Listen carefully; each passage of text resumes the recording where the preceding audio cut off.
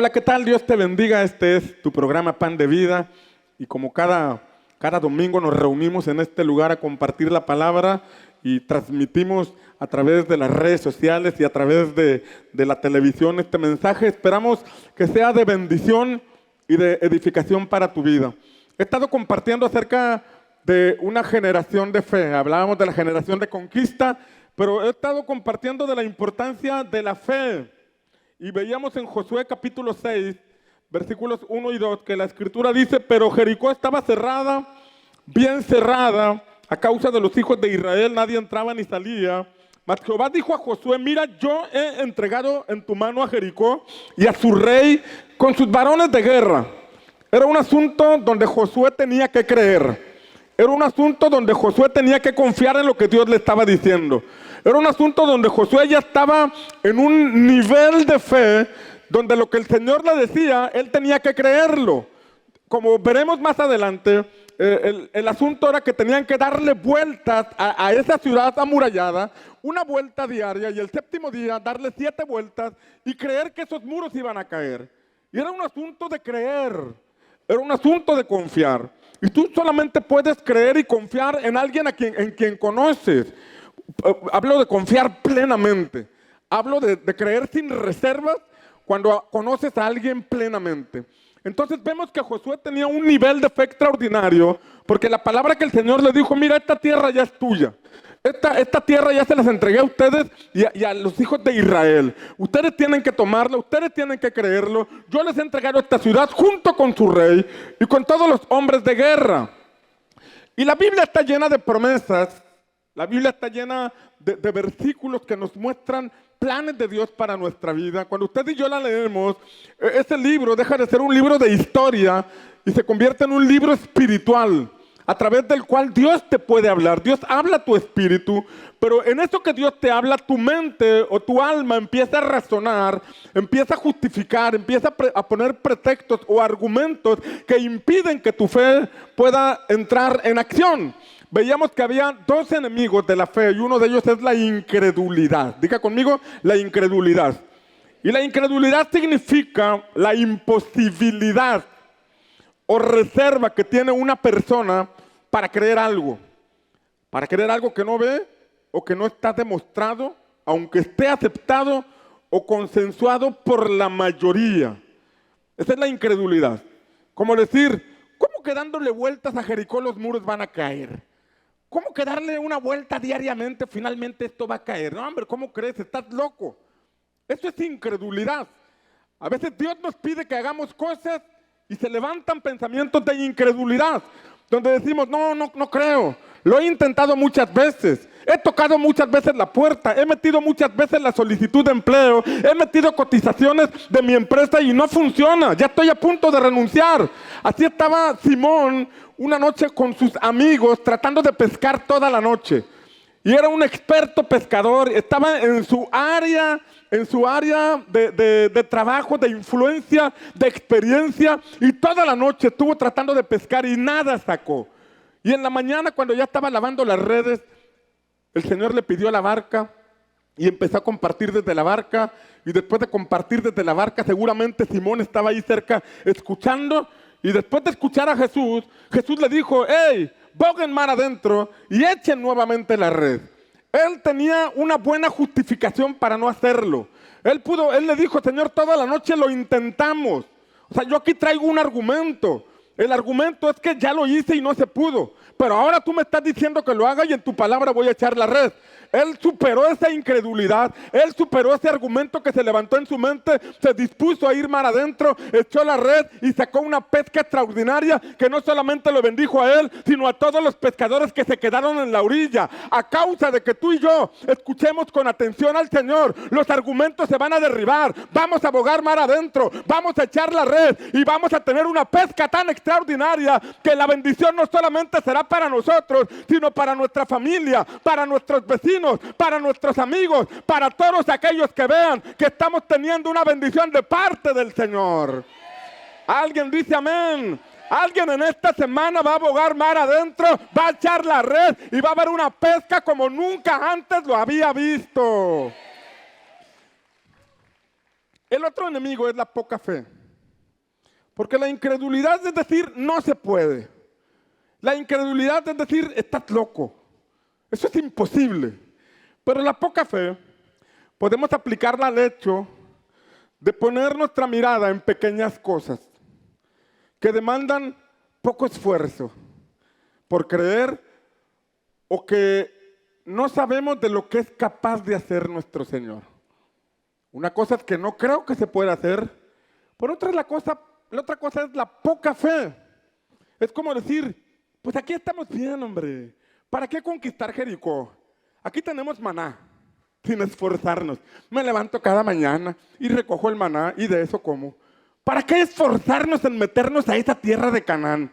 Ya aquí está bien. Aquí tenemos agua de la roca, aquí tenemos sombra, aquí tenemos presencia, aquí tenemos tabernáculo, aquí tenemos sacerdotes. Aquí estamos bien. ¿Para qué meterse en ese rollo de querer avanzar, de conquistar nuestra ciudad, de transformarla? Aquí estamos bien. Vamos a hacer una enramada y que Dios descienda sobre nuestra vida y hasta aquí.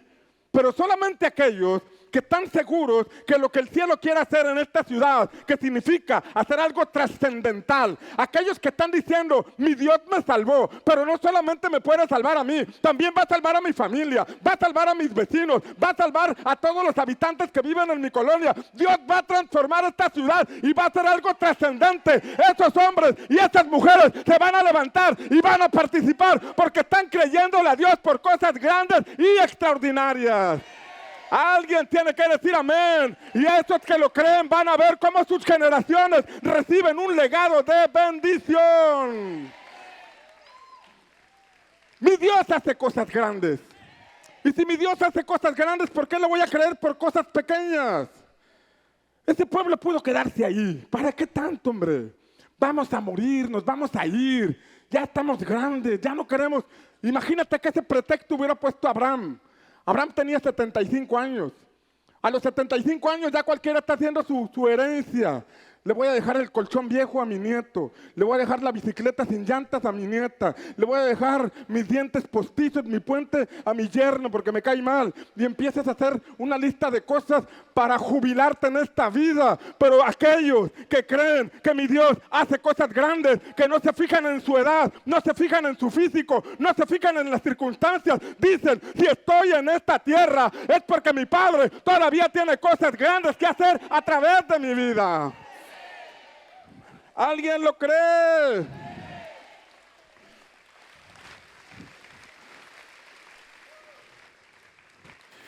Entonces, la poca fe es creerle a Dios por pequeñas cosas, por cosas simples.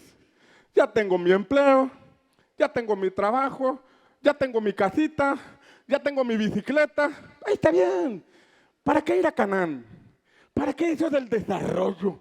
¿Para qué eso del progreso? ¿Para qué esforzarse? Así estoy bien, ya tengo mi pensión, ya tengo mi jubilación, ya tengo ahí mis chivitas, mis gallinitas que ponen un huevito a la semana, al día, y me los como. Tengo una vaquita que voy a matar este fin de año, un marranito, acuérdate de mí, y si lo matas este fin de año, y te conformas. Cuando Dios tiene cosas grandes para ti y para mí, la fe es como una escalera donde de pronto llegas a un tope. Llegas a un tope y al llegar a este tope pareciera que estás frente a un problema. Y muchos se quedan en este tope. Ven ese tope como una situación a donde simplemente tenían que llegar. Pero hay algunos que entienden que esos topes, más que un problema, es una oportunidad para ver la gloria de Dios como nunca lo habíamos visto. Porque a lo mejor tú has estado caminando aquí abajo de la escalera y te has estado moviendo y has hecho cosas en este nivel. Pero llega un punto donde Dios te quiere llevar a otro nivel. Pero antes de llegar a ese nivel te encuentras con un tope. Y parece que ya no es impenetrable. Parece que es difícil. Y aquí es donde muchos se rinden antes de subir a ese tope. La fe les llegó para moverse en esta área, en esta superficie. La fe les permitió moverse aquí y allá y hacer muchas cosas. Pero un día tuvieron un llamado para ir a otro nivel de fe y ese tope los detuvo. Sin embargo, aquellos que dicen, el Señor me está llevando a otro nivel de fe, porque el Señor me quiere mostrar cosas que nunca antes se había visto, y si el mismo Dios que aquí ha estado conmigo, me ha estado sosteniendo, me ha guardado, me ha cuidado, me ha dado experiencia, me quiere llevar a otro nivel, ¿cómo voy a renunciar a este punto? Yo voy a subir este tope y voy a tener nuevas experiencias. Voy a enfrentar tormentas que nunca había enfrentado, pero voy a ver el poder de Dios como nunca lo había visto. Voy a ver situaciones que nunca se habían presentado, pero el favor de Dios vendrá sobre mi vida como nunca antes lo había visto. Que se cumpla sobre ti la palabra que dice el salmista: con mi Dios yo saltaré los muros. Estos muros no son para detenerte, estos muros son para aferrarte en creer que hay un Dios extraordinario que te quiere llevar de triunfo en triunfo y de victoria en victoria en el nombre del Señor.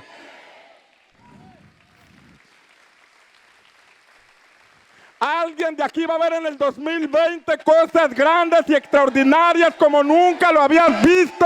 Si en el 2019 tuviste un tope, prepárate porque vas a ir a otro nivel de fe en tu vida. ¿Sabes que a veces le echamos la culpa al diablo? Y pensamos que es el diablo el que los tiene detenidos.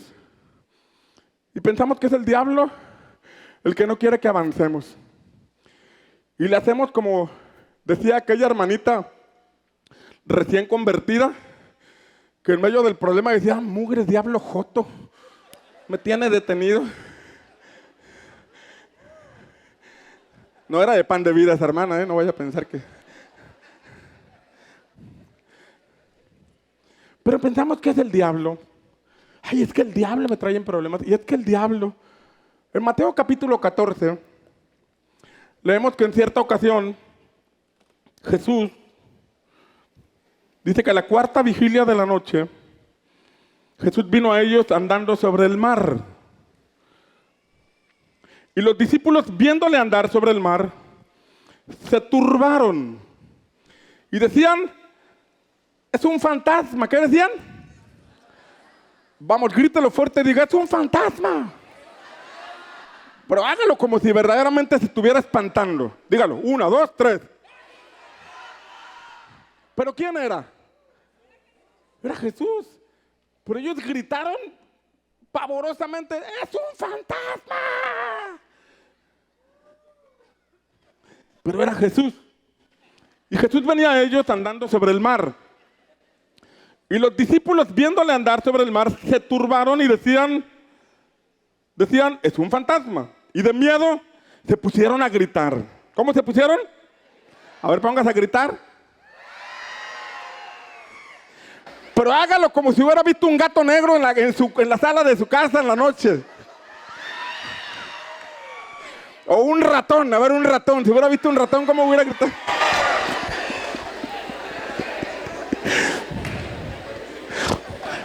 Dani, ¿cómo gritaste? Hasta acá me aturdiste. Y de miedo se pusieron a gritar, pero enseguida Jesús les habló diciendo: tengan ánimo, soy yo, no teman. Respondiéndole Pedro dijo: Señor, si eres tú, mándame que yo vaya a ti sobre las aguas. Y él dijo: ven. Y descendiendo Pedro de la barca, caminó sobre las aguas y fue hacia Jesús. Pero viendo la fuerza del viento tuvo miedo. ¿Qué tuvo? Y empezando a hundirse, gritó diciendo: Señor, sálvame. Y al instante Jesús, extendiendo la mano, lo sostuvo y le dijo: hombre de poca fe. ¿Por qué? Hombre de poca fe. Es de lo que estamos hablando. Hombre de poca fe. O sea, Pedro, tú me conocías como el que sana enfermos. Pedro, tú me conocías como el que libera endemoniados. Pedro, tú me conocías como el Salvador, pero nunca me habías conocido como el que camina sobre las aguas. Y quisiste venir a mí, pero no te alcanzó ese nivel de fe. Tuviste poca fe. Pero escuche, ellos creían que era un fantasma. Y no precisamente Gasparín, sino que se aterrorizaron al ver aquella imagen. Y eso nos pasa en ocasiones. En ocasiones pensamos que en medio de una adversidad es el diablo el que nos tiene ahí amedrentados, pensamos que es el diablo el que nos está limitando, pensamos que es el diablo el causante de nuestras tragedias. Y alguien dijo por ahí, pobre diablo, le echan la culpa de todo. Y a lo mejor mientras tú dices que es el diablo dice, ¿yo qué? Yo no quiero nada contigo. Pues el que está contigo yo le tengo miedo.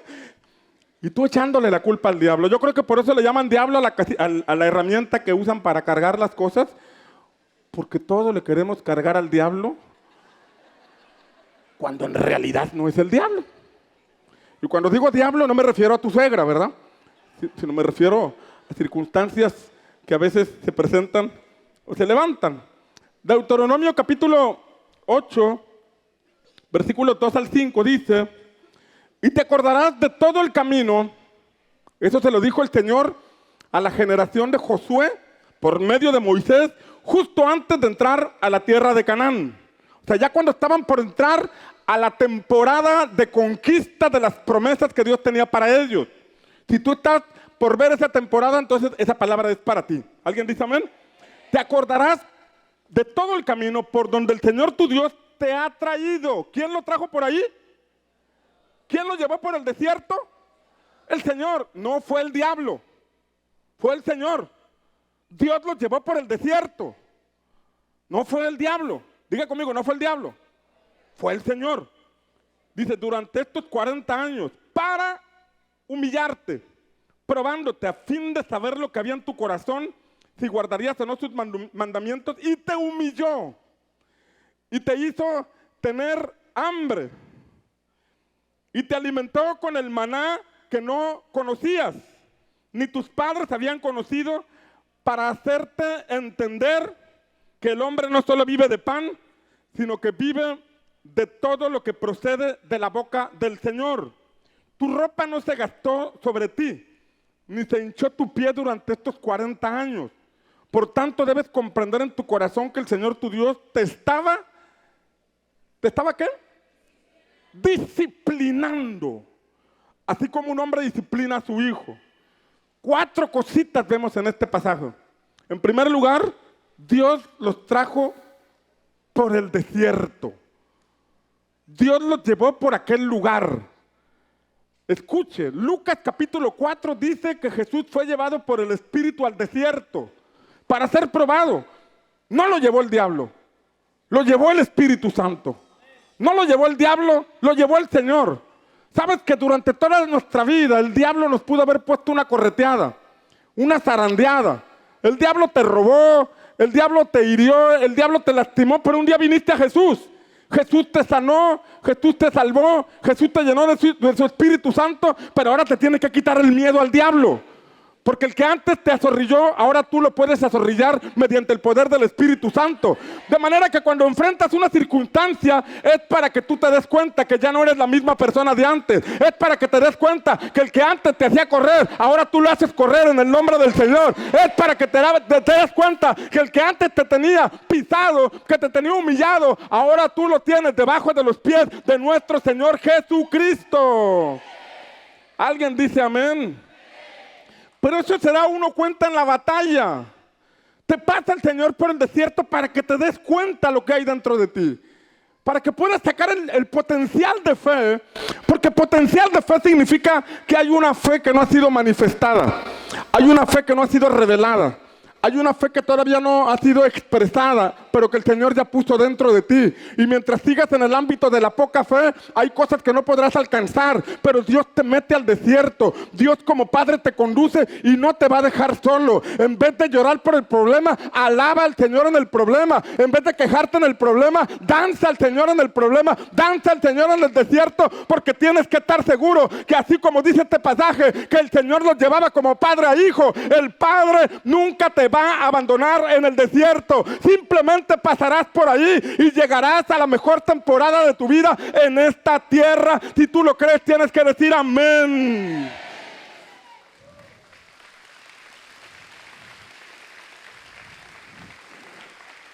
Pero luego dice que lo dejó tener hambre. Te hizo tener hambre. Dice que Dios los hizo tener hambre. O sea, de pronto pierdes el trabajo y le echas la culpa al diablo. Es que el diablo se levantó y me quitó el trabajo. No, no te lo quitó el diablo. Si tú eres hijo de Dios, te lo quitó el Señor. Pero ¿cómo si Dios es amor? Sí es amor.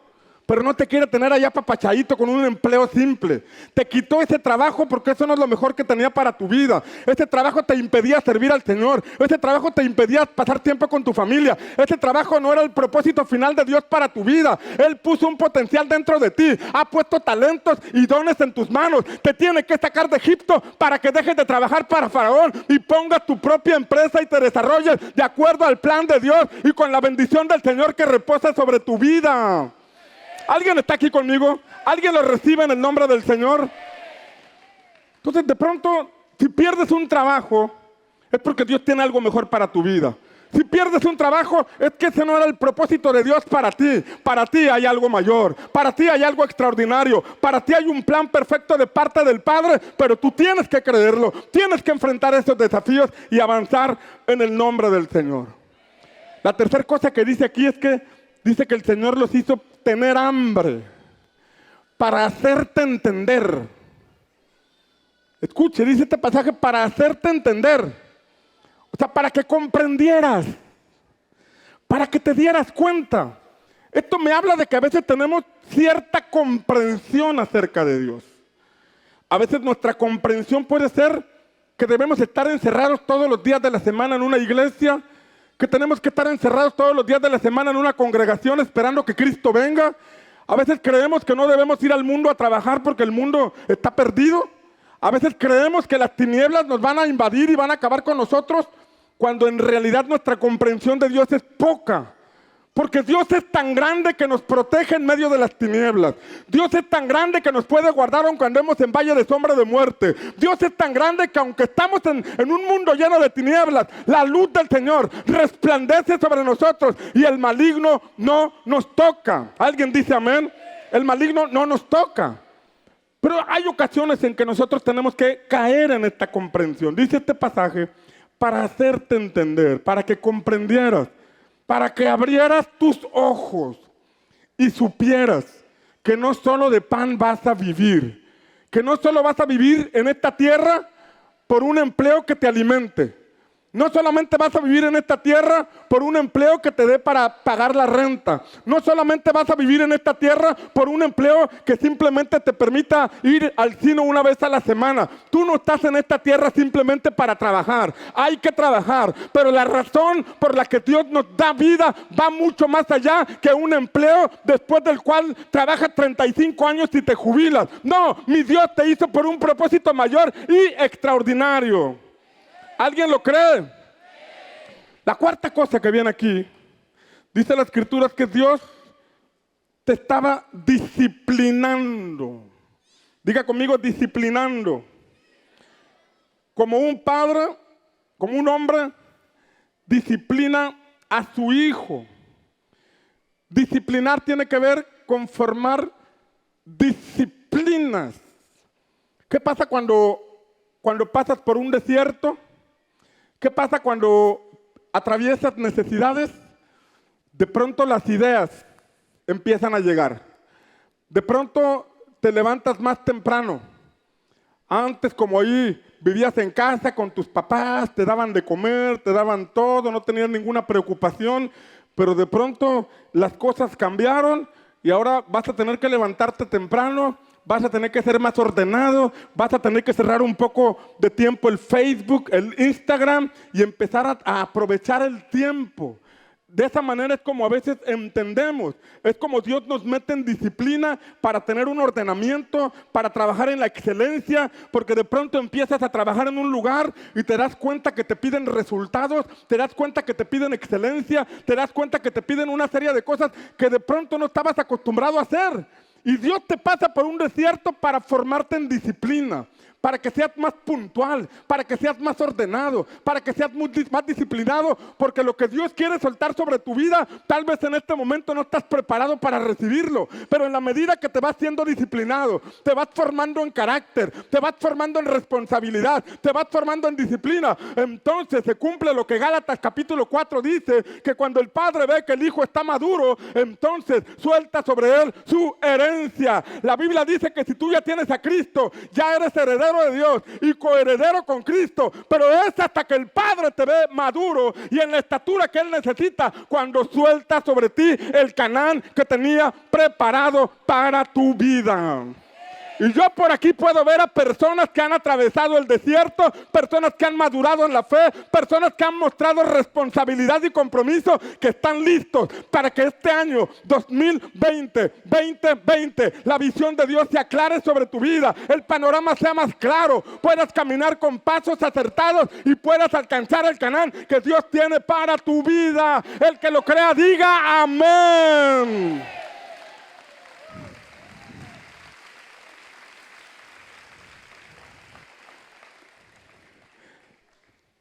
Dios los estaba formando en disciplina.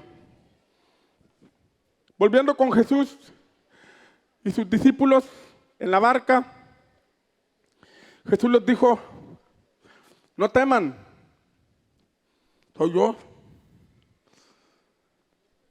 En medio de esa desesperación, en medio de esa noche oscura, cuando pensaban que era un demonio, cuando pensaban que era un fantasma, el Señor les dijo, no temas, soy yo, no te voy a dejar, no temas. ¿Y qué le dijo Pedro? Pedro le dijo, si eres tú, mándame que yo vaya a ti. Si eres tú.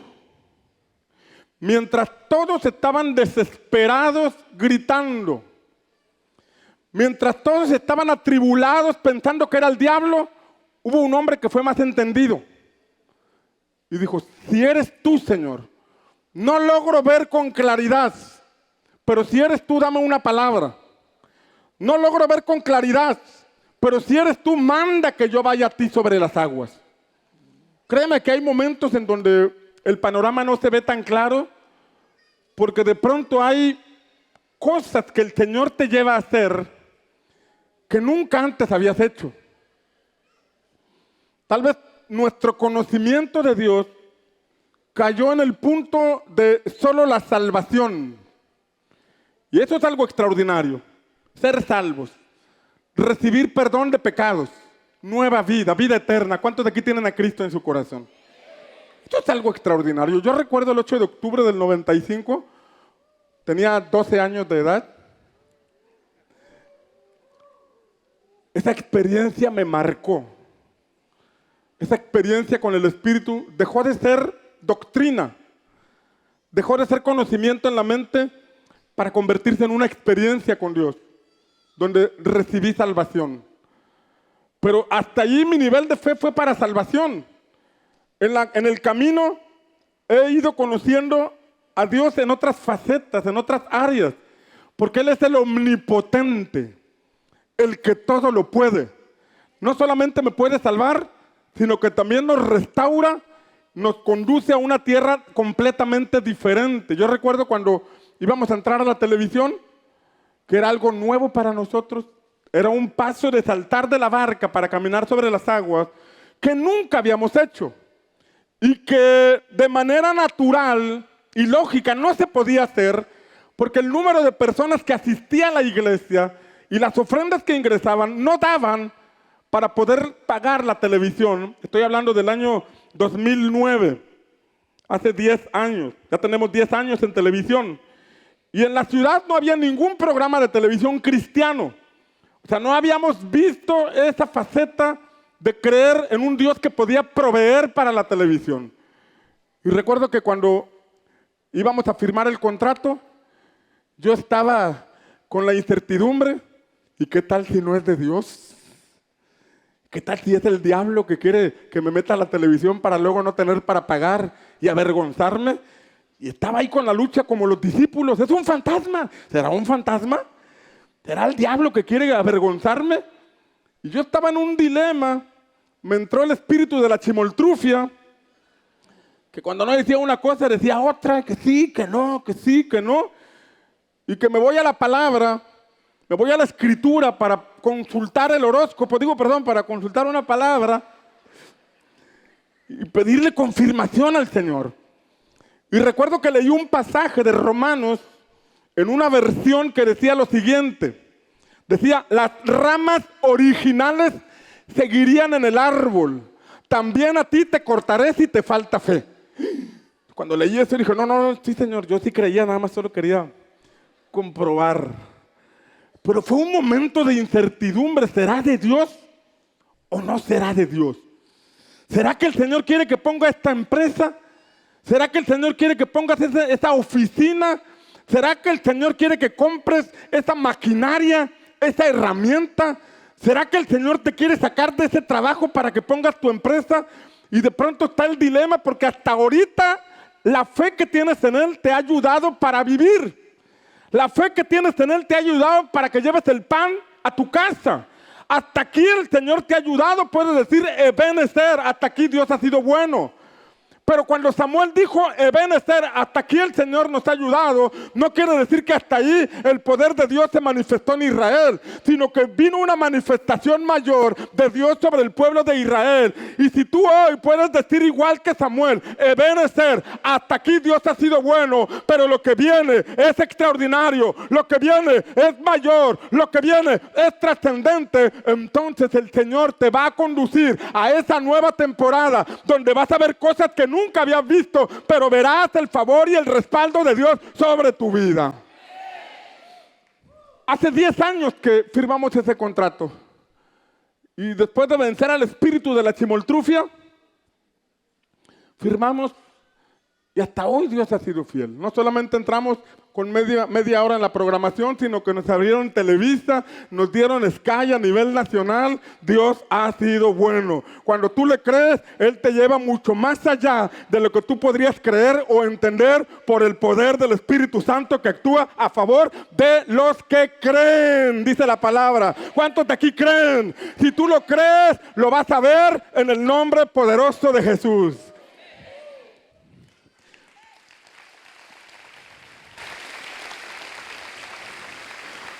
Ahora Jesús le dijo, ven. Jesús le dijo, ven, pero mira cómo Pedro había entendido.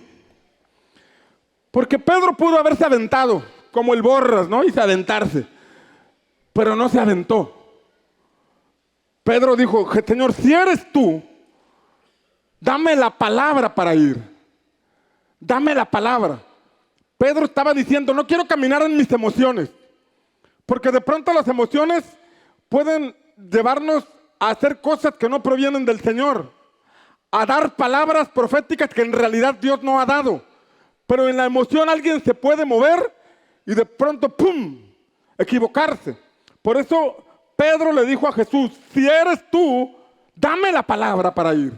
No quiero caminar en mis emociones, no quiero caminar en mi presentimiento, quiero estar seguro que eres tú quien me está hablando. Entonces Pedro estaba aprendiendo.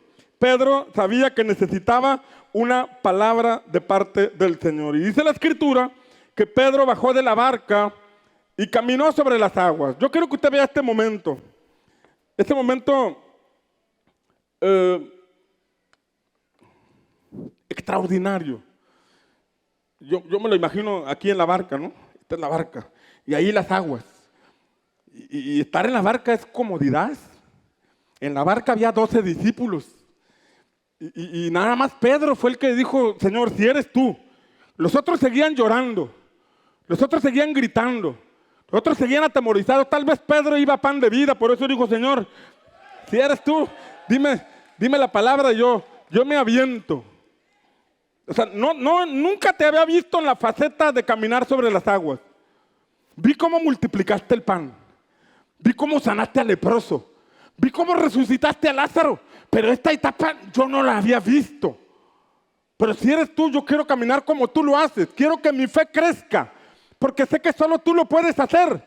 Y dice la palabra que Pedro saltó. Y empezó a caminar. Empezó a hacer cosas que otros no hacían. Pagó el precio de poder quedar en ridículo. Porque cuando vas a dar un paso de fe, estás exponiéndote a hacer el ridículo. Puso un negocio y quebró. Y puso un anuncio en la televisión y ya no tuvo para pagar. Estás exponiéndote al ridículo. Pero cuando Dios te está hablando, cuando el Espíritu Santo, y no tu emoción, y no un profeta vago que venga a darte palabras, sino que Dios está hablándote, entonces cuando Dios te da esa palabra, tú te empiezas a mover en fe. Pedro empezó a caminar sobre la palabra que el Señor le dio. Pedro empezó a moverse y caminó sobre las aguas. Ninguno de los otros discípulos lo hizo. Los demás estaban acá en la comodidad. Se quedaron en la poca fe. No, yo eso yo no le entro. Yo sigo a Jesús, yo estoy en la barca, yo sé que Él detiene tormentas, pero caminar sobre las aguas, yo no quiero caminar sobre las aguas. Pero hubo uno que dijo, yo quiero seguir los pasos de mi maestro. Yo sé que mi Señor puede esto y mucho más, pero sé que Él me está llevando por un proceso para seguir creciendo en fe. Yo no me quiero quedar en el ámbito de la poca fe. Yo creo que mi Señor puede esto y más. Y este hombre estuvo dispuesto a caminar sobre las aguas y empezó a caminar. Yo estoy declarando sobre tu vida en esta mañana que Dios te va a llevar a dar pasos, te va a provocar que salgas de tu barca, te va a desafiar y te va a desafiar a tal punto que te va a empujar para que salgas de la comodidad, de la rutina, de tu doctrina que te mantiene sentado sin hacer nada, apático. Él va a incomodarte, Él va a empujarte y Él va a hacer que tú camines sobre las aguas en un nivel nuevo de fe que va a desatar sobre tu vida.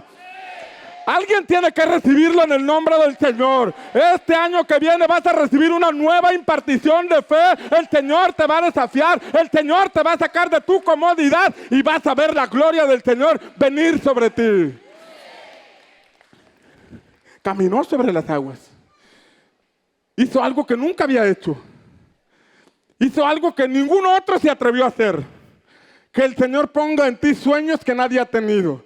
Que el Señor ponga en ti ideas que nadie ha recibido. Que el Señor ponga en ti proyectos locos que a nadie se le ha ocurrido. Que sean esos proyectos que tú digas, esto solamente lo puede hacer el Señor. Y cuando tú lo recibas y lo creas, te avientes de la barca y veas cómo Él permite que tú camines en un nuevo nivel de fe que viene sobre tu vida. Caminó sobre las aguas.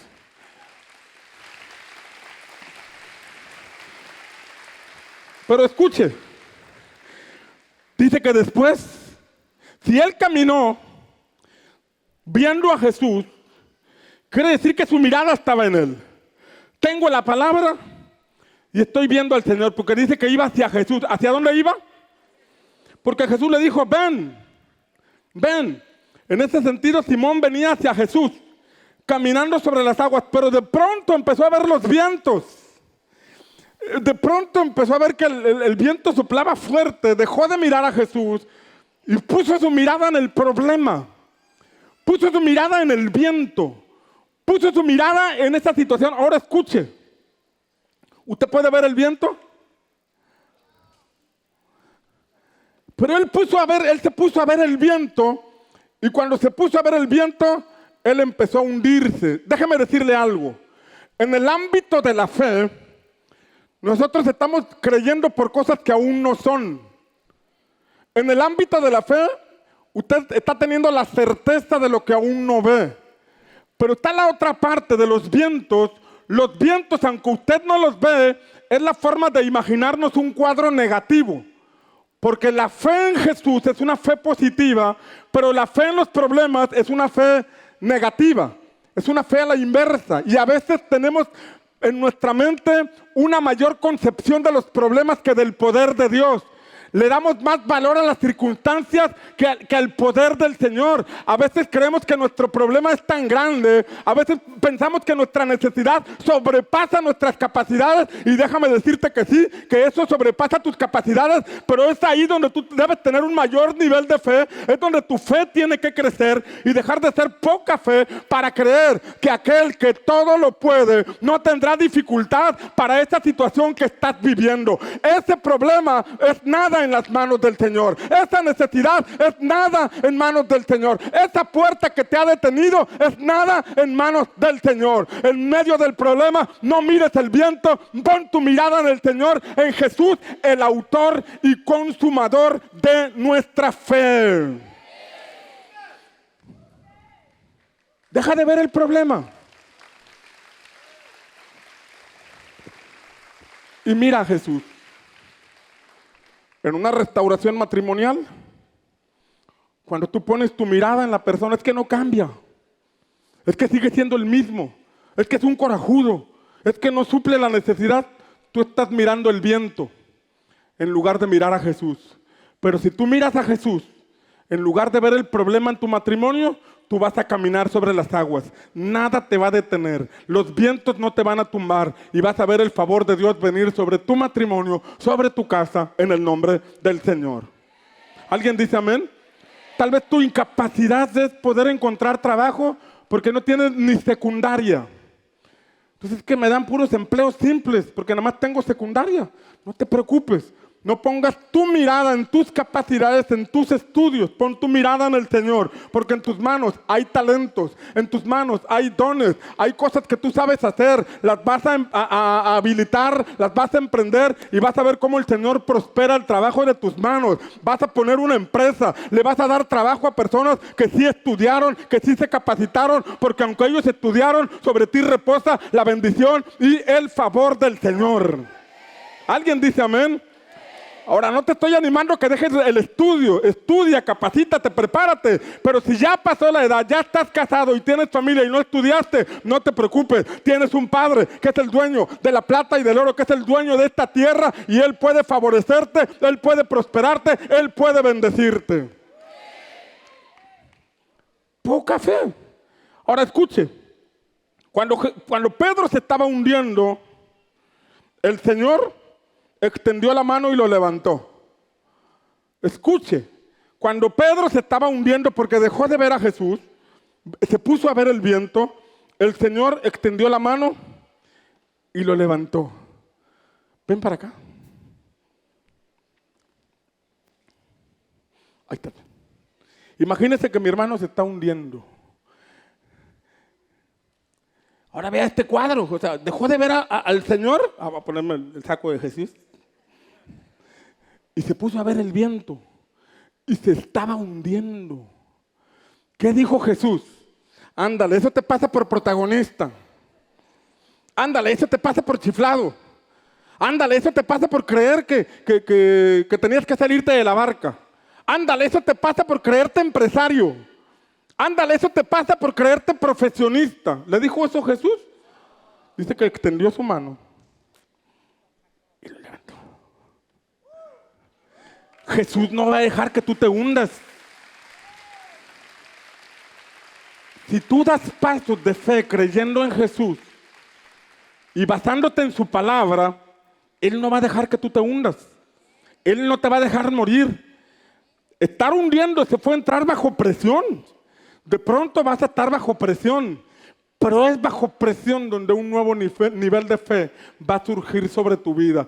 Es bajo presión donde no te va a quedar otra opción más que clamar a Jesús y decirle: ayúdame, que me estoy hundiendo. En vez de gritar por el fantasma, en vez de espantarte pensando que es el diablo, vas a gritar con mayor intensidad y le dirás a Jesús: ayúdame, que me estoy hundiendo. Y el Señor extenderá su mano, te sacará del hoyo en que caíste, te sacará del pozo en donde tropezaste, te levantará de donde caíste y te pondrá sobre tierra firme. ¿Alguien dice amén? Ahora escuche, espera, no termino, ya te vas otra vez al agua. Ahora, Jesús le dijo: hombre de poca fe, ¿por qué dudaste? ¿Lo regañó? Hombre de poca fe. ¿Usted se imagina a Jesús así? ¡Ay, hombre de poca fe! ¿Por qué dudaste? No, le dijo: hombre de poca fe, ¿por qué dudaste? Yo no te iba a soltar. ¿Por qué dejaste de verme? Te faltó fe para llegar a donde estabas aquí. Por poquito más y lo lograbas. El asunto no estaba si Jesús podía caminar sobre las aguas o no. Él estaba demostrando que sí podía. El asunto no era si Jesús podía hacer que él caminara sobre las aguas. Había empezado a caminar. El problema fue que Pedro le faltó fe para llegar a ese punto. A Pedro solamente le llegó la fe hasta donde el viento empezó a soplar fuertemente. Por eso Jesús le dijo, por poquito y llegabas. Tuviste poca fe, un poco de fe más y llegas al punto donde yo te estaba llevando. Hoy vengo a animarte en el nombre del Señor, a que tu fe no decaiga, a que no veas el viento, a que no pongas tu mirada en las circunstancias que estás viviendo, a que no dudes de que Dios te va a llevar a una nueva temporada, a que no dudes que el poder de Dios va a actuar a tu favor, que Él no va a permitir que te hundas en el mar, que Él no va a permitir que te quedes a medio camino, que Él no va a permitir que seas avergonzado, que si caíste, que si tropezaste, que si sientes que te estás hundiendo, hay alguien que va a extender su mano y te va a sacar. Él no va a permitir que te mueras. Él no va a permitir que te quedes a medio camino. Él se glorificará en medio de tu necesidad y en medio de tu problema en el nombre de Jesús. Ahora,